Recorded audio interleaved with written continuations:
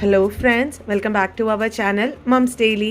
ഇന്ന് ഞാൻ വന്നിരിക്കുന്നത് നമ്മുടെ വീട്ടിലൊക്കെ എപ്പോഴും ഉണ്ടാവുന്ന ഏത് ബിസ്ക്കറ്റ് ആണെങ്കിലും കുഴപ്പമില്ല, ബിസ്ക്കറ്റും മുട്ടയും വെച്ചിട്ട് ഉണ്ടാക്കാൻ പറ്റുന്ന ഒരു അടിപൊളി പുഡിങ്ങിൻ്റെ റെസിപ്പി ആയിട്ടാണ്. അപ്പോൾ അതിനായിട്ട് നമുക്ക് ആദ്യം ഒരു ബൗൾ എടുക്കാം. ഇതിനകത്തോട്ട് മാരി ബിസ്ക്കറ്റ് പോലത്തെയുള്ള ബിസ്ക്കറ്റാണ്. ഇവിടെ അത് റിച്ച് ടീ എന്നൊക്കെ പറഞ്ഞിട്ടാണ് നമുക്ക് കിട്ടുക. ആ ഒരു മാരി ബിസ്ക്കറ്റിൻ്റെ ഒക്കെ ഒരു ടേസ്റ്റും ഉണ്ട് കേട്ടോ. അപ്പോൾ ആ ഒരു ബിസ്ക്കറ്റിൻ്റെ 10 എണ്ണമാണ് ഞാൻ എടുത്തിരിക്കുന്നത്. 10 മാരി ബിസ്ക്കറ്റിൻ്റെ അളവാണ് ഞാനിന്ന് പുഡിങ്ങിന് പറയാൻ പോകുന്നത്. അപ്പോൾ 10 ബിസ്ക്കറ്റിന് 2 മുട്ടയാണ് എടുത്തിരിക്കുന്നത്. അതിപ്പോൾ 3 മുട്ടയാണെങ്കിലും കുഴപ്പമൊന്നുമില്ല. പക്ഷേ ഇപ്പോൾ മുട്ടയുടെ ഒത്തിരി ഇഷ്ടമില്ലാത്തവർക്കാണെങ്കിൽ 2 മുട്ട മതിയാവും. അപ്പം നമുക്കിതെല്ലാം മിക്സിയിലാണ് ഇടേണ്ടിയിരുന്നത്. നമുക്ക് നമ്മുടെ ഒരു തമ്പനെയിലിനും ഫോട്ടോ എടുക്കാനൊക്കെ വേണ്ടിയിട്ടാണ് അങ്ങനെ ഒരു ബൗളിനകത്തോട്ട് ആദ്യം ഇട്ടത് കേട്ടോ. നമ്മൾ വീട്ടിലൊക്കെ ഉണ്ടാക്കുമ്പോൾ ഒരു മിക്സിയുടെ ജാർ എടുക്കുക, അതിനകത്തോട്ട് ആദ്യം ബിസ്ക്കറ്റ് ഒന്ന് പൊട്ടിച്ചിട്ടിട്ട് കൊടുക്കുക. പിന്നെ ഈ കാണുന്നത് പോലെ 2 മുട്ടയും കൂടെ ചേർത്ത് കൊടുക്കണം. അതിനുശേഷം ഇതിനകത്തോട്ട് നമുക്ക് മധുരത്തിന് ആവശ്യമായിട്ടുള്ള പഞ്ചസാര ചേർത്ത് കൊടുക്കാം. ഞാനിന്നിപ്പോൾ ഇവിടെ 2.5 ടേബിൾ സ്പൂണാണ് എടുത്തിരിക്കുന്നത്. കാരണം മാരി ബിസ്ക്കറ്റിന് ഇച്ചിരി മധുരം കുറവാണ്. സാധാരണ ബിസ്ക്കറ്റിനേക്കാളൊക്കെ മധുരം കുറവായതുകൊണ്ടാണ് 2.5 ടേബിൾ സ്പൂൺ ചേർക്കുന്നത്. അപ്പം അതല്ല, മറ്റുള്ള മധുരമുള്ള ബിസ്ക്കറ്റ് ആണെങ്കിൽ 2 ടേബിൾ സ്പൂൺ വരെ പഞ്ചസാര മതിയാവും. പിന്നെ ഞാൻ 1 കപ്പ് പാല്, തിളപ്പിച്ച് ചൂടാറിയിട്ടുള്ള പാലും അതുപോലെ ഒരു 1/4 ടീസ്പൂൺ ഉപ്പും ചേർക്കുന്നുണ്ട്.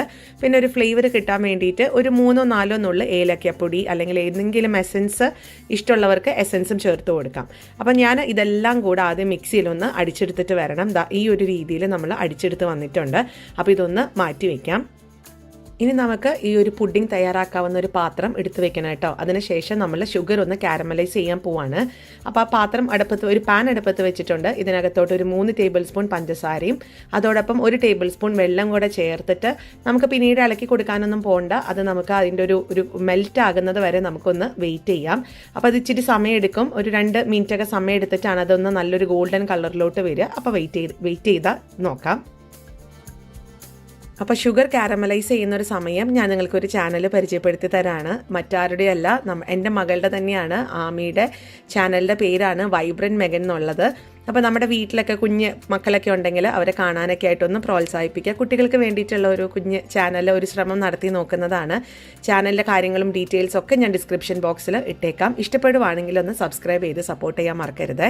അപ്പോൾ അതാ നമ്മുടെ ഷുഗറൊക്കെ കാരമലൈസ് ചെയ്ത് ഈ ഒരു കളറിലോട്ട് വന്നിട്ടുണ്ട്. നമുക്ക് ഉടനെ തന്നെ ഫ്ലെയിം ഓഫ് ചെയ്ത് നമ്മൾ നേരത്തെ എടുത്തു വെച്ചിട്ടുണ്ടായിരുന്ന ആ ഒരു പാത്രത്തിനകത്തോട്ട് നമ്മളിതൊന്ന് ഒഴിച്ച് കൊടുക്കുകയാണ് ചെയ്യുന്നത്. എന്നിട്ടൊന്ന് ചുറ്റിച്ചെടുക്കുക. ഇങ്ങനെ ചെയ്യുന്നത് വഴി നമ്മുടെ ആ പാത്രത്തിൻ്റെ ഒരുവിധം താഴ്ഭാഗം എല്ലാം ബോട്ടം ഒക്കെ ഒന്ന് കവർ ചെയ്യും. അങ്ങനെ ചെയ്യാൻ വേണ്ടിയിട്ടാണ് ഇതേപോലെ ഒന്ന് ചുറ്റിച്ചെടുക്കാൻ പറയുന്നത്. അതിനുശേഷം ഒരു മിനിറ്റ് ഒന്ന് മാറ്റി വയ്ക്കാം. അന്നേരം ഇത് നല്ല കട്ടിയായിട്ട് വരും. അപ്പോൾ എന്നിട്ടാണ് നമ്മുടെ ആ ഒരു ബിസ്ക്കറ്റിൻ്റെ ബാക്കിയുള്ള കാര്യങ്ങളൊക്കെ നമ്മൾ ഒഴിക്കുന്നത്. അങ്ങനെ കണ്ടോ, ഇപ്പം നല്ല കല്ല് പോലെയാണ് ഇരിക്കുന്നത്. കണ്ടോ, ഞാൻ കയ്യിലൊന്നും ഒട്ടിപ്പിടിക്കുന്നൊന്നുമില്ല. നല്ല എന്താ പറയുക, ഉറപ്പുള്ള ഒരു കല്ല് പോലെയൊക്കെ ആയിട്ടുണ്ട്. ഇനി ഈ ഒരു സമയത്ത് നമുക്ക് ഒരു അരിപ്പ വെച്ച് കൊടുക്കാം. അതിനകത്തോട്ട് മിക്സിയിൽ അടിച്ചിട്ടുള്ള ആ ഒരു ബിസ്ക്കറ്റിൻ്റെ ആ ഒരു മിക്സ് ഒന്ന് അരിച്ച് ഒഴിക്കുകയാണ് ചെയ്യുന്നത്. അതിനുശേഷം നമുക്ക് ഒന്നില്ലെങ്കിൽ മൂടികയുള്ള പാത്രം ഉണ്ടെന്നുണ്ടെങ്കിൽ അതൊന്ന് വെച്ച് കൊടുക്കാം. അതല്ല, നമ്മളിപ്പോൾ മൂടിക ഒന്നും ഇല്ലാത്തപ്പോൾ ഇതുപോലത്തെ ഒരു ബൗളൊക്കെയാണ് എടുക്കുന്നത് എന്നുണ്ടെങ്കിൽ ഇതിന് മൂടിക കാണത്തില്ല. അപ്പം നമുക്കൊരു ഫോയിൽ പേപ്പറൊക്കെ വെച്ചിട്ട് ഇതിനൊന്ന് പൊതിഞ്ഞു കൊടുക്കാം. അതിനുശേഷം നമ്മളിതൊന്ന് ആവിയിൽ വേവിച്ചെടുക്കാനാണ് പോകുന്നത്. അപ്പോൾ അതിനായിട്ട് ഞാനൊരു പാത്രത്തിൽ ഒരു കുഞ്ഞ് പാത്രം ഇറക്കി വെച്ചിട്ട് വെള്ളം ചൂടാക്കിയിട്ടുണ്ടായിരുന്നു. നല്ലതുപോലെ തിളയ്ക്കാൻ തുടങ്ങിയ ഒരു സമയത്ത് നമ്മുടെ ഈ പാത്രം നമ്മളിതിനകത്തോട്ടൊന്ന് ഇറക്കി വെച്ച് കൊടുക്കുകയാണ് ചെയ്യുന്നത്. എന്നിട്ട് നമുക്കിതൊന്ന് മൂടി വെച്ച് ഒരു ലോ ഫ്ലെയിമിൽ ഏകദേശം ഒരു 30 മിനിറ്റ് സമയത്തിലാണ് നമുക്കിതൊന്ന് വെന്ത് വരിക കേട്ടോ. ആവിയിൽ നമ്മളിതൊന്ന് വേവിച്ചെടുക്കുന്നത്. അപ്പോൾ നമുക്ക് എന്താണെങ്കിലും ഇത് മൂടി വെച്ചിട്ട് ഒരു 30 മിനിറ്റ് കഴിഞ്ഞിട്ട് ഒന്ന് നോക്കാം. ഇപ്പോൾ ഇവിടെ 30 മിനിറ്റ് കഴിഞ്ഞിട്ടുണ്ട്. ലോ ഫ്ലെയിമിൽ തന്നെയാണ് ഞാൻ ഇട്ടിരുന്നത്. പിന്നെ ഇടയ്ക്കൊന്നും മാറ്റിയൊന്നുമില്ല. നമുക്ക് നോക്കാം കേട്ടോ. എനിക്കിപ്പം ഞാനത് ആ ഒരു ഫോയിൽ പേപ്പർ തൊട്ട് കഴിഞ്ഞപ്പോഴത്തേക്ക് മനസ്സിലായിട്ടുണ്ടായിരുന്നു അതിങ്ങനെ പൊന്തി വന്നിട്ടുണ്ട് എന്നുള്ളത്. അപ്പോൾ എന്താണെങ്കിലും നമ്മുടെ നല്ല പെർഫെക്റ്റ് ആയിട്ട് നമ്മുടെ പുഡിംഗ് ഇവിടെ റെഡിയായി വന്നിട്ടുണ്ട്. അപ്പം പുഡിംഗ് വന്നതിൻ്റെ മറ്റൊരു സൈൻ എന്നാന്ന് വെച്ചാൽ ഇതിൻ്റെ സൈഡിൽ നിന്നൊക്കെ പതുക്കെ വിട്ട് വരാൻ തുടങ്ങും.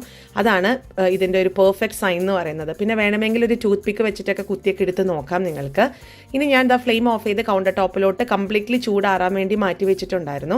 അതിനുശേഷം ചൂടൊക്കെ ആറി വന്നിട്ടുണ്ട്. ഇനി പതുക്കെ ഒരു സ്പാച്ചിൽ വെച്ചിട്ട് നമുക്ക് സൈഡുകളിലൊക്കെ ഒന്ന് ഇളക്കി കൊടുക്കാം. അത് പെട്ടെന്ന് ഒന്ന് ഡീമോൾഡ് ചെയ്ത് കിട്ടാനും അടിയിലൊന്ന് ഒട്ടിപ്പിടിക്കാതെ ഇരിക്കാനും വേണ്ടിയിട്ടാണ്.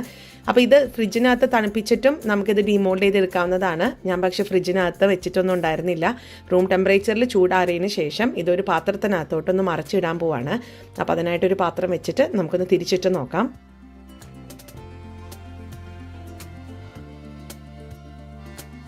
ഇതാ നമ്മുടെ പെർഫെക്റ്റ് ആയിട്ടുള്ള ഒരു ബിസ്ക്കറ്റ് പുഡിംഗ് ഇവിടെ റെഡിയാണ്. ഇപ്പോൾ ഇതിൽ കണ്ടോ, അടിയൊന്നും പിടിച്ചിട്ടൊന്നുമില്ല, നല്ല പെർഫെക്റ്റ് ആയിട്ട് നമുക്ക് വന്നിട്ടുണ്ട്. നിങ്ങൾക്കിത് ഇതുപോലത്തെ പാത്രം തന്നെ വേണമെന്നില്ല. കേക്കുകളൊക്കെ ഉണ്ടാക്കുന്ന കേക്ക് ടിന്നിലോ അല്ലെങ്കിൽ നമ്മുടെ വീട്ടിലുള്ള ഒരു സാധാരണ ചോറും പാത്രമൊക്കെ ഉണ്ടല്ലോ, സ്കൂളിലോട്ട് കൊണ്ടുവിടുന്ന തരത്തിലുള്ള കുഴിയുള്ള ചോറും പാത്രം, അതിനകത്തും ഈ ഒരു ഷേപ്പിലൊക്കെ നമുക്ക് ഉണ്ടാക്കിയെടുക്കാവുന്നതാണ്. അപ്പോൾ അതാ ഞാനിതൊന്ന് പുഡിംഗ് ഒന്ന് മുറിച്ചെടുക്കുന്നുണ്ട്. നിങ്ങൾക്ക് കാണാം നല്ല ഹലുവ കഷ്ണം പോലെയാണ് പുഡിംഗ് വരുന്നത്. ഇതിൻ്റെ ഉള്ളിലൊക്കെ ആണെന്നുണ്ടെങ്കിലും നല്ല പെർഫെക്റ്റ് ആയിട്ടാണ് കേട്ടോ വന്നിരിക്കുന്നത് കാണാനും ഒക്കെ. അപ്പോൾ ഞാനതൊന്ന് എടുത്ത് ഒരു പ്ലേറ്റിനകത്തോട്ടൊന്ന് സെർവ് ചെയ്യുന്നുണ്ട്. അങ്ങനെ നല്ല സൂപ്പർ സോഫ്റ്റ് ആയിട്ടുള്ളതും കാണാൻ ഭംഗിയായിട്ടുള്ളതും കഴിക്കാൻ സൂപ്പർ രുചിയായിട്ടുള്ള നമ്മുടെ ഒരു ബിസ്ക്കറ്റ് പുഡിംഗ് ഇവിടെ റെഡിയാണ്. പ്രത്യേകിച്ച് നമ്മുടെ വീട്ടിലൊക്കെ ബിസ്ക്കറ്റൊക്കെ മേടിച്ചിട്ട് ലാസ്റ്റത്തെ ഒരു 5-6 ബിസ്ക്കറ്റൊക്കെ ഇതുപോലെയൊക്കെ എപ്പോഴും തണുത്തു പോവോ അങ്ങനെയൊക്കെ ഇരിക്കുന്ന ഒരു ബിസ്ക്കറ്റൊക്കെ ആണെന്നുണ്ടെങ്കിൽ ആ ഒരു 5-6 ബിസ്ക്കറ്റും വെച്ചിട്ടും അതിൻ്റെ കൂടെ ഒരു മുട്ടയും പാലും കൂടെ ചേർത്തിട്ട് നമുക്കൊരു അടിപൊളി ഇതുപോലത്തെ പുഡിങ്ങൊക്കെ ഉണ്ടാക്കിയെടുക്കാൻ പറ്റും. വീട്ടിലൊക്കെ വിരുന്നുകാരൊക്കെ വരുമ്പോൾ നമുക്ക് പെട്ടെന്ന് തന്നെ ആവിയിലൊക്കെ വേവിച്ചെടുക്കാവുന്ന ഒരു പുഡിങ്ങാണ്. എല്ലാവരും തീർച്ചയായിട്ടും ട്രൈ ചെയ്യേണ്ട ഒരു മസ്റ്റ് ട്രൈ ആയിട്ടുള്ള ഒരു റെസിപ്പിയാണ്. എല്ലാവരും ട്രൈ ചെയ്ത് നോക്കുക. എങ്ങനെ ഉണ്ടായിരുന്നു എന്നുള്ളൊരു അഭിപ്രായം അറിയിക്കാൻ മറക്കരുത്. അതോടൊപ്പം നമ്മുടെ ഈ ചാനൽ നിങ്ങൾ ആദ്യമായിട്ടാണ് കാണുന്നതെങ്കിൽ സബ്സ്ക്രൈബ് ചെയ്യാനും മറക്കരുത്. അടുത്തൊരു വീഡിയോ ആയിട്ട് നമുക്ക് ഉടനെ കാണാം. അൻറ്റിൽ ദെൻ ബൈ.